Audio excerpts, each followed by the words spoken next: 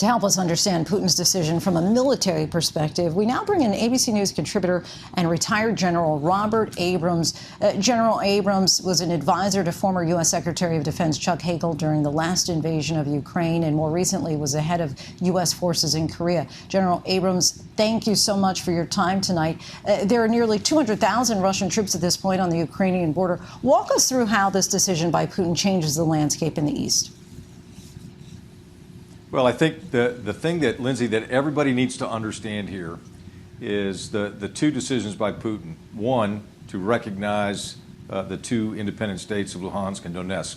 And then secondly, to send in peacekeeper. He's basically given the green light for the vast majority of his combat forces to basically move into Ukraine, move into Ukrainian sovereign territory, unopposed, facilitated by these Russian separatists that have been fighting there for the last 8 years, and then posture themselves for further offensive operations, as Martha just mentioned.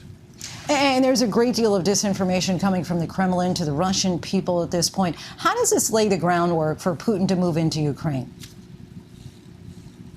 Well, I think one of your previous reporters stated this is right out of the Russian playbook. And he will start with, this is about protecting Russian people. They have long claimed that these are Russians that they're protecting in eastern Ukraine, and only Mother Russia has the wherewithal to protect Russian citizens wherever they are. So as everyone knows, in the last 3 to 4 years, they've issued some 750,000 Russian passports to Ukrainian citizens who live in eastern Ukraine, all to give them the protection and the excuse for being able to now claim their independence and now put Russian troops on the ground in a separatist state. This is right out of the Russian playbook. They followed the exact same playbook in 2008 in Ossetia, in Georgia, and they did it again in Crimea in 2014. And how can the U.S. and NATO allies, though, fight this rollout of disinformation? Well, I think NATO and the United States have done a remarkable job thus far. And first and foremost, we have to be first with the truth, first with the facts. We have to be aggressive in the information space. We need to continue to be proactive in the information space. We need to continue to share intelligence as it becomes available to reveal all that's playing out over the last 24 to 48 hours. The United States and NATO revealed all this some 72 to 96 hours ago. And we should continue to do that, to continue to strengthen international legitimacy for all actions being taken by not just the United States and the North Atlantic Treaty Organization, but the European Union and everyone. So we have to continue to be offensive in the information space. And of course, we've talked about what an invasion in the East could mean for us here in the United States. How concerned, though, do you think that Americans should be about a Russian cyber attack? I don't think we're anywhere close to a potential Russian cyber attack here in the United States. But if you think our gas prices are high now, I heard earlier record highs for gas in California, a full-out invasion in eastern Ukraine will only drive those gas prices even higher. What additional military actions by Russia would it take for NATO to really ramp up their military response?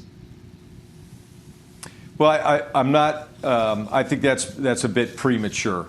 And right now, we should be focused on using the other elements of national power, specifically with diplomacy, information, as already mentioned, and really the economic elements of national power. We saw some limited sanctions being imposed today, and that's where NATO's main effort needs to be in the coming days. But we're far from where we might ought to consider additional NATO military defense options. Sure. And General, if you were a betting man, what do you think that the chances are that Russia will, in fact, launch an invasion of Ukraine within the next few days?